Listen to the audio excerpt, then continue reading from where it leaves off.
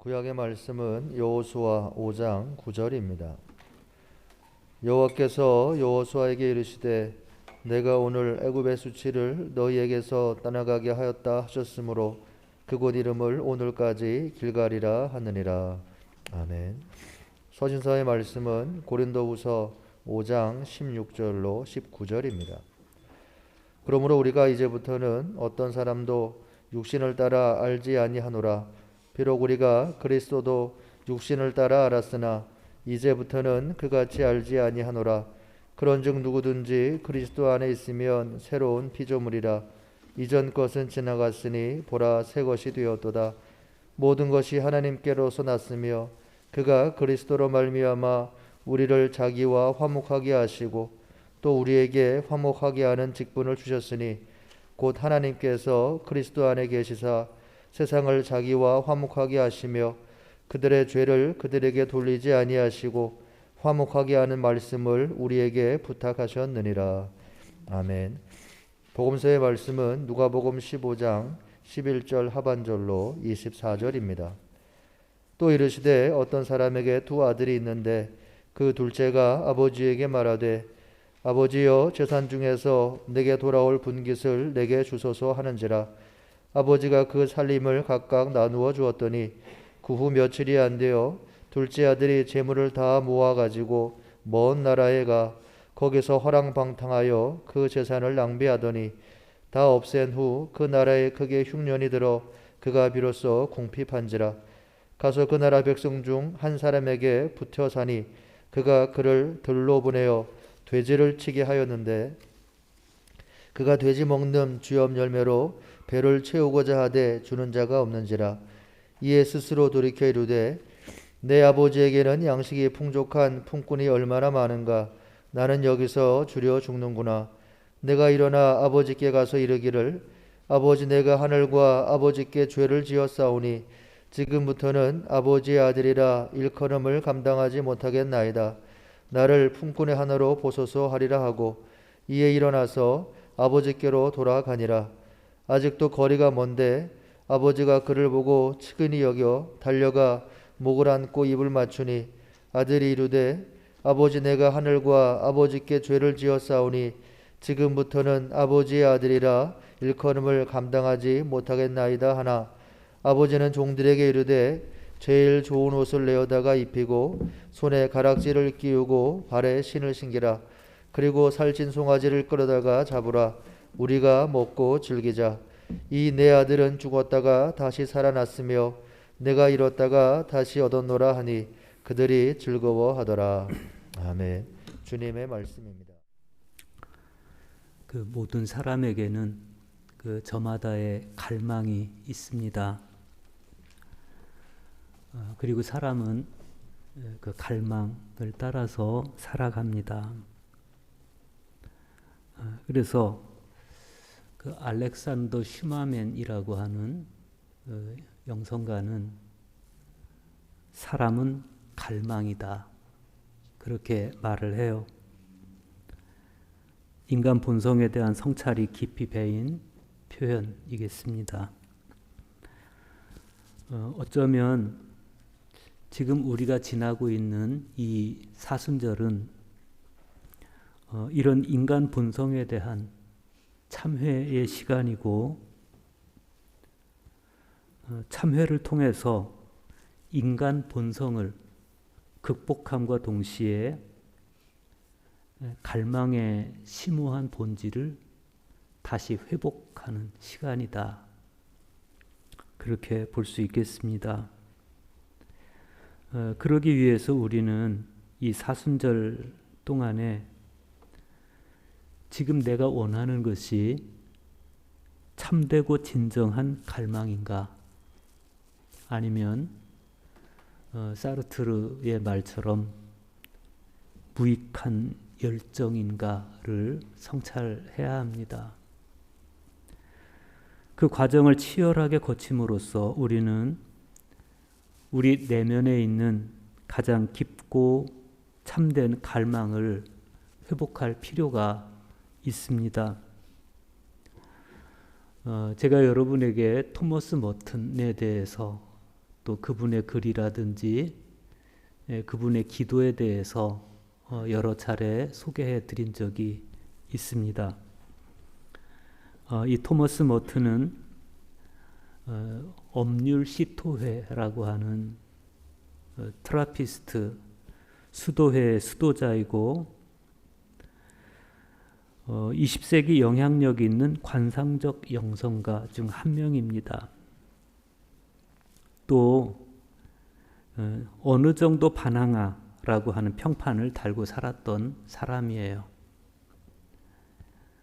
토머스 머튼은 교회 개혁을 위해서 많은 애를 썼을 뿐 아니라 당시 사회 속에 만연해 있었던 인종차별이라든지 또 평화 문제 혹은 생태 문제 등 다양한 영역에서 예언자적 목소리를 내는 관상 비평가로도 왕성하게 활동을 했습니다.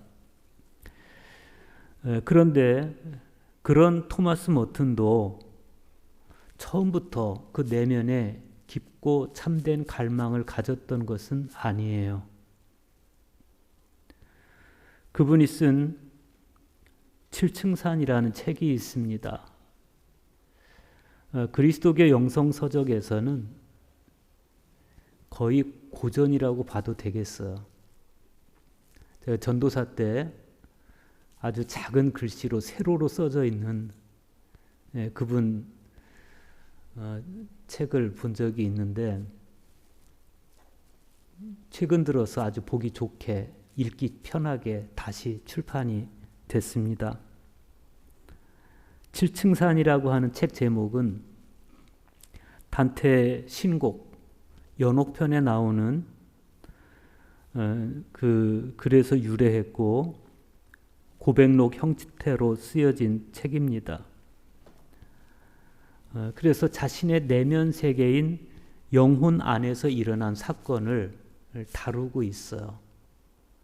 그래서 이 7층산을 읽어보면 이 토마스 머튼이 방황하던 그 시절로부터 시작해서 다시금 하나님을 자기 마음속에 온전히 영접하고 예수 그리스도 안에서 자기 삶을 다시 바라보게 되고 그 자기 안에 들끓는 열정, 무익한 열정을 깊고 참된 열정으로 바꿔가려는 지난한 노력들이 그 안에 기록이 되어 있습니다.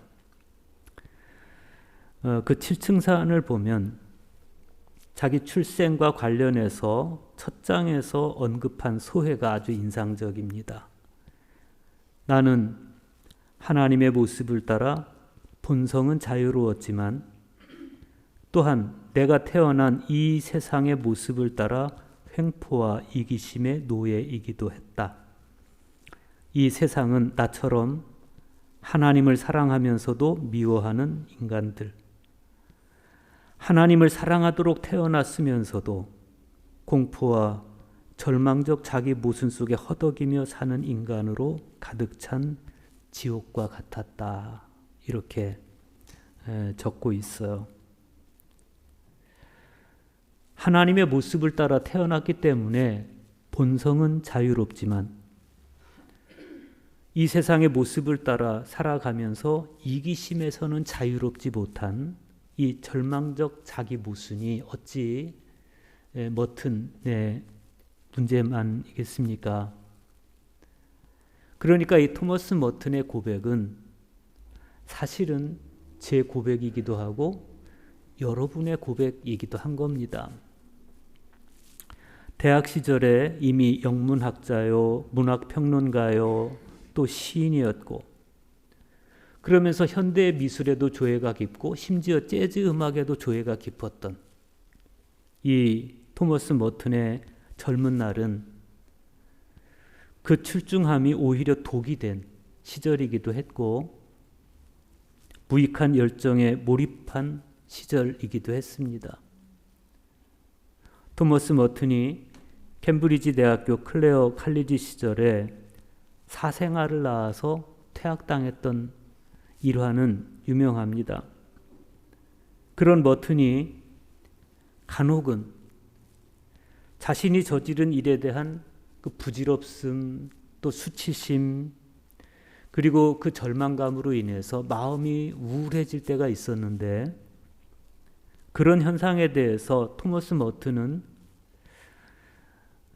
그래도 최소한 자신이 윤리적으로는 살아있다는 것, 즉 자신 안에 윤리적 생활을 할 수 있는 희미한 능력이 아직은 살아있다는 것에 대한 입증 정도로 받아들였습니다.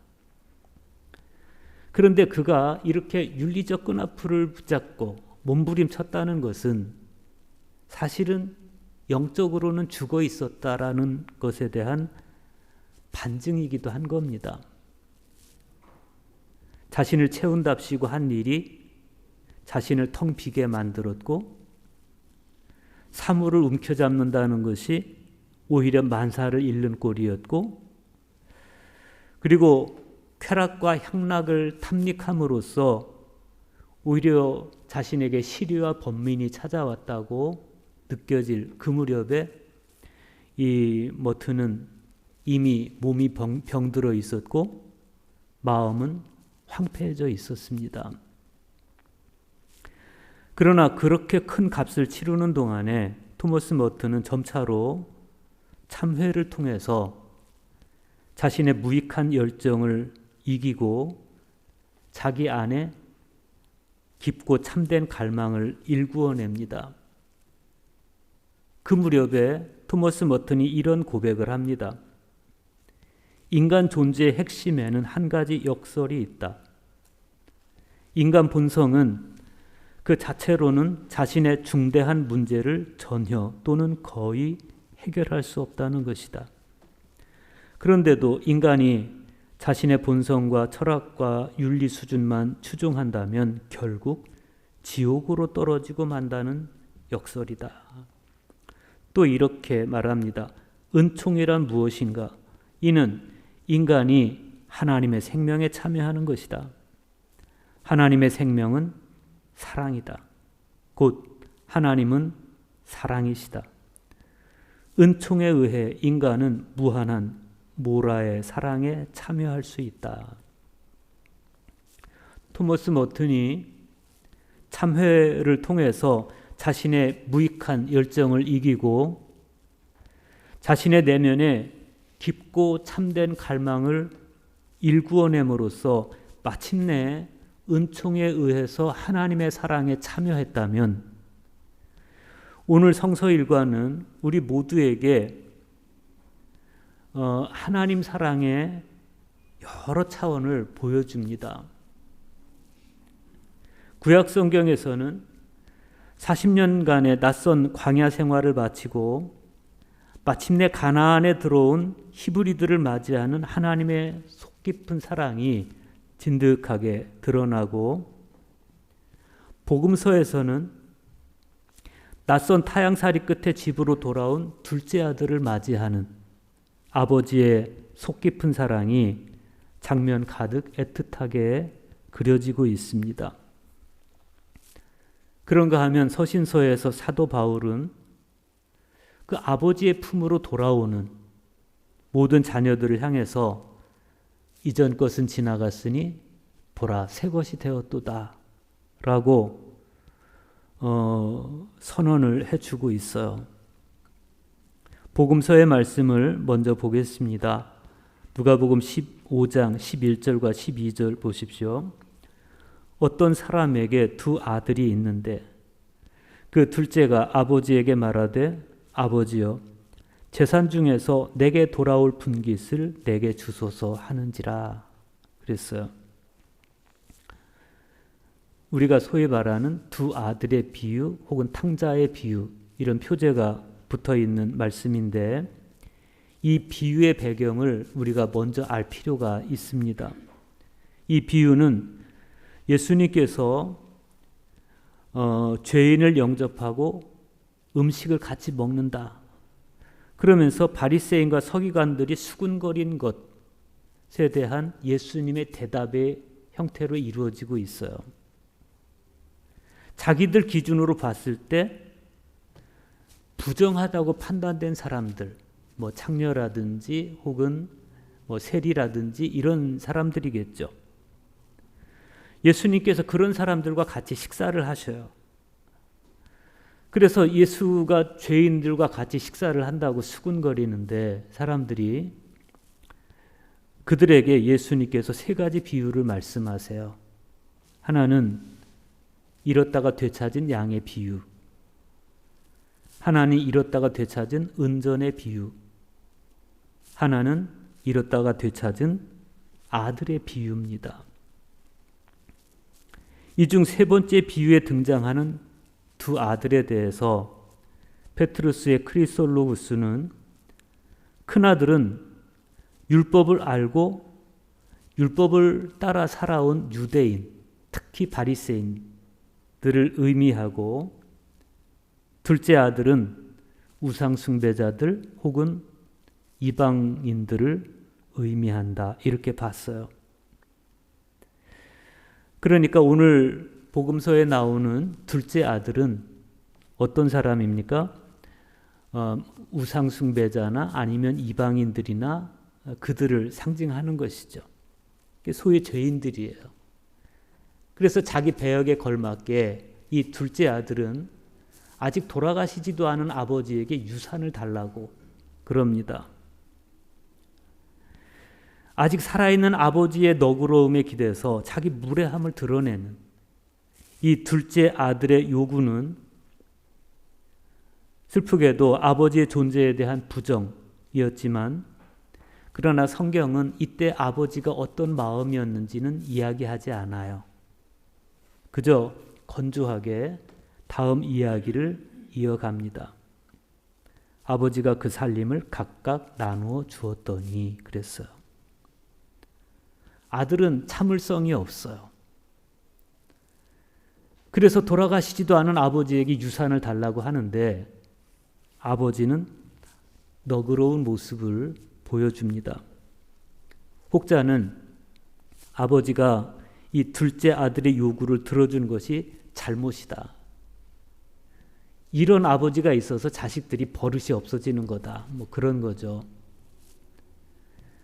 그러나 이 둘째 아들의 요구가 무례했던 만큼 아버지의 너그러움이 역설적으로 드러나는 것을 우리가 봅니다. 그 이후에 둘째 아들의 모습을 성경은 이렇게 소개합니다. 그 후 며칠이 안 되어 둘째 아들이 재물을 다 모아가지고 먼 나라에 가 거기서 허랑방탕하여 그 재산을 낭비하더니 다 없앤 후 그 나라에 크게 흉년이 들어 그가 비로소 궁핍한지라. 성경은 이 둘째 아들이 먼 나라로 갔다 그렇게 말해요. 여기서 먼 나라라고 하는 것은 어디 외국을 말하는 게 아니에요. 사실은 아버지로부터 떠난 것, 이것이 탕자의 입장에서는 멀리 떠난 거예요. 아버지로부터 떠나는 것은 곧 자기 자신으로부터 떠나는 것입니다. 사람이 자신에게서 떠나는 것보다 더 멀리 떠나는 게 어디 있겠습니까?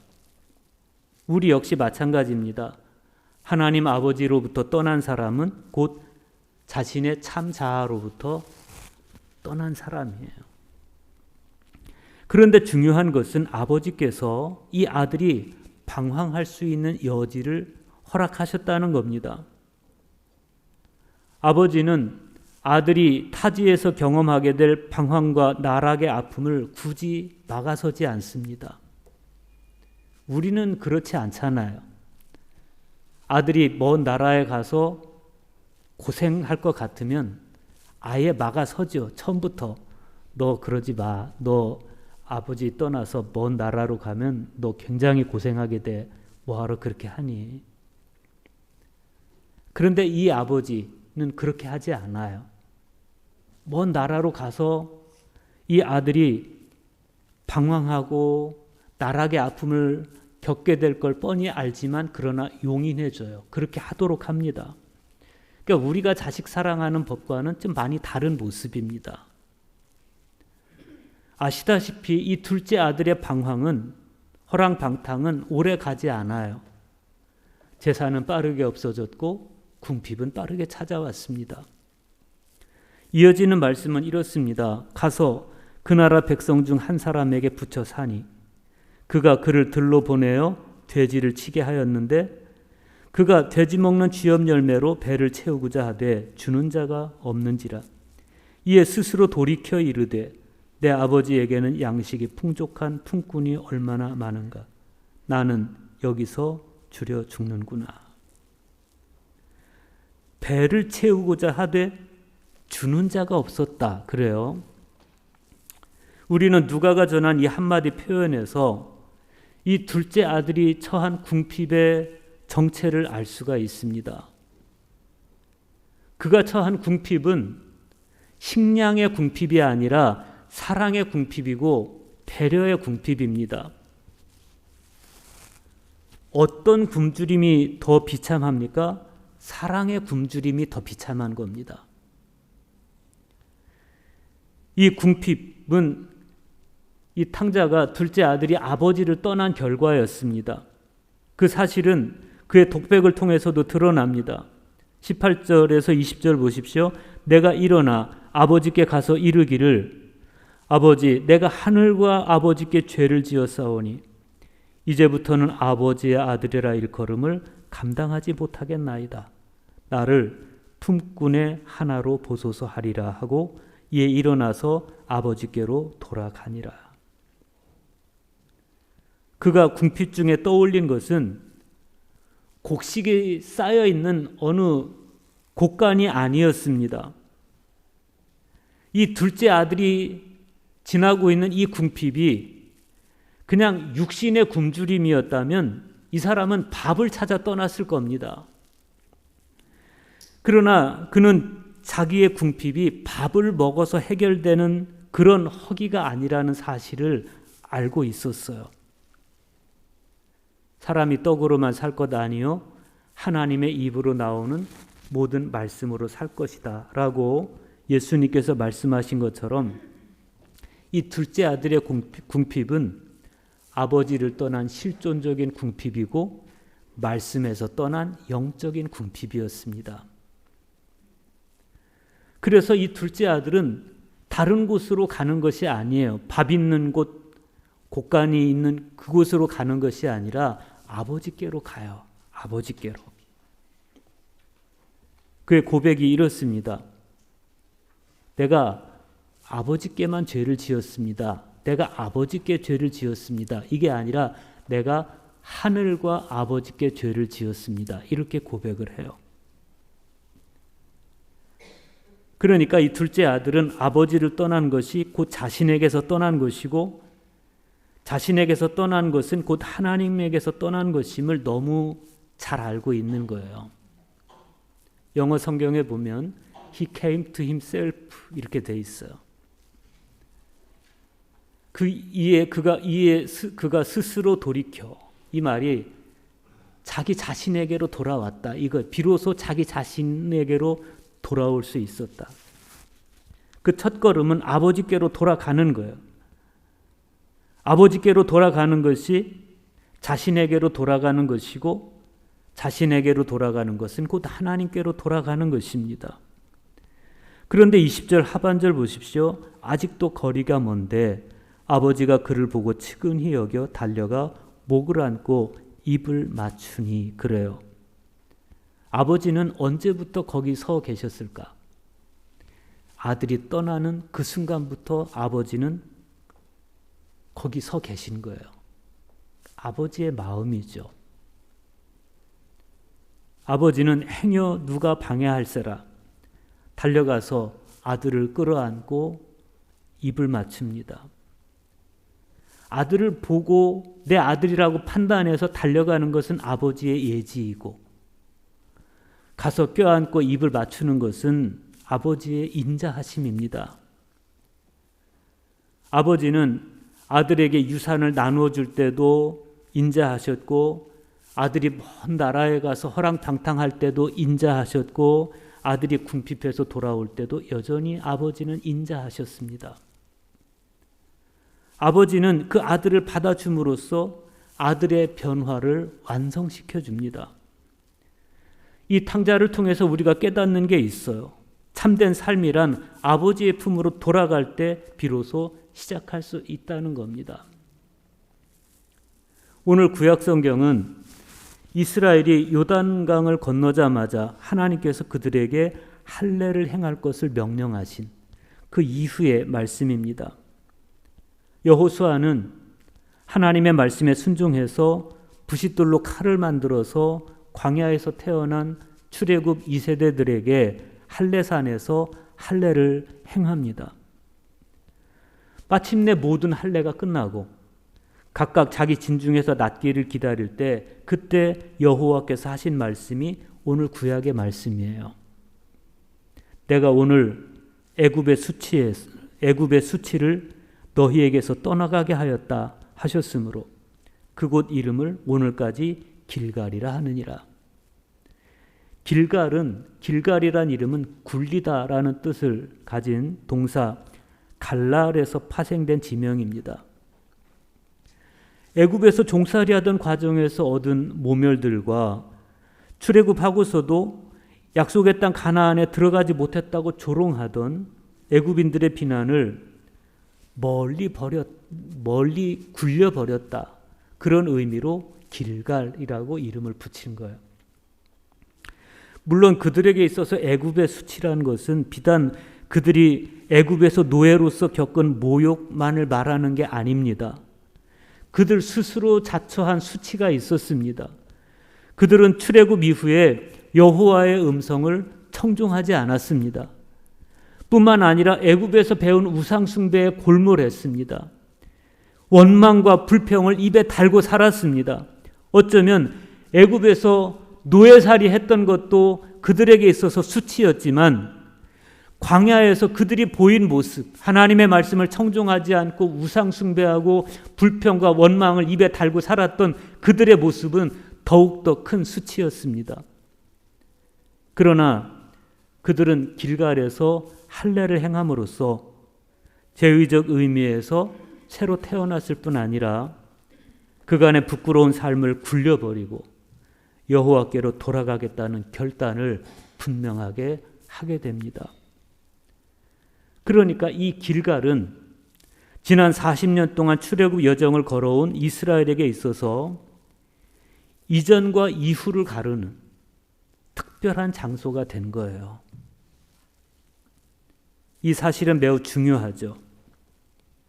애굽에서부터 지난하게 그들을 괴롭혀온 수치가 이 길갈에서 그들로부터 떠나게 된 뿐만 아니라 이제부터는 하나님의 참된 백성으로서 떡으로 사는 것 아닌 말씀으로 양식을 삼아서 살게 되었고 지금까지는 하나님께서 주시는 만나로 먹고 살았지만 이 길갈 이후로 그들은 자기 땅에서 경작한 자기들 소산을 먹고 살 수가 있었습니다.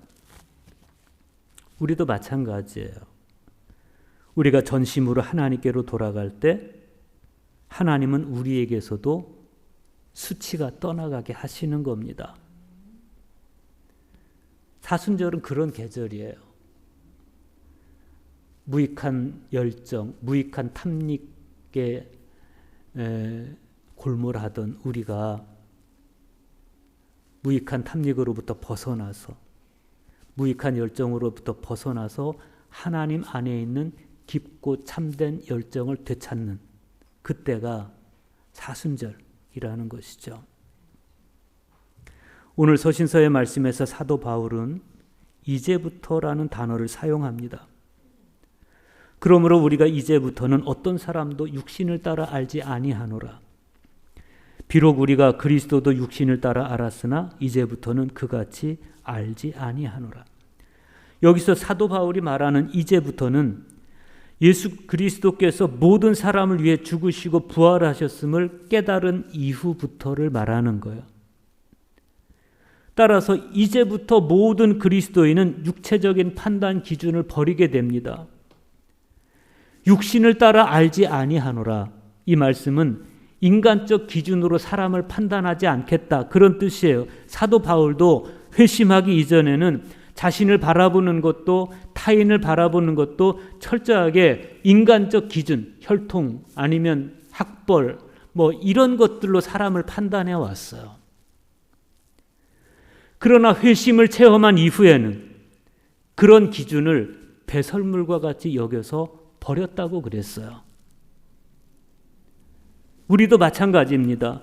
우리가 회심하고 아버지께로 돌아가서 이제부터 새로운 존재가 되면 판단의 기준도 바뀌는 거예요. 이제부터는 어떤 사람도 육신으로 판단하지 않아요. 인간적 조건으로 판단하지 않아요.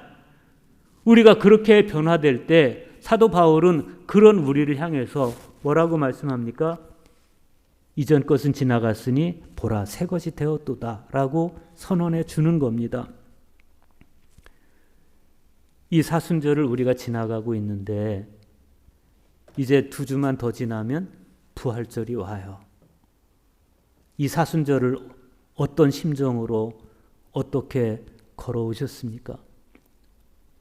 토머스 모튼처럼 자신의 과거를 부끄러워하고 하나님 안에서 진정 거듭나려는, 그래서 이전 것은 지나갔으니 보라 새 것이 되었도다. 우리가 정말 새 것이 되었습니까? 나의 지성이 새 것이 되었습니까?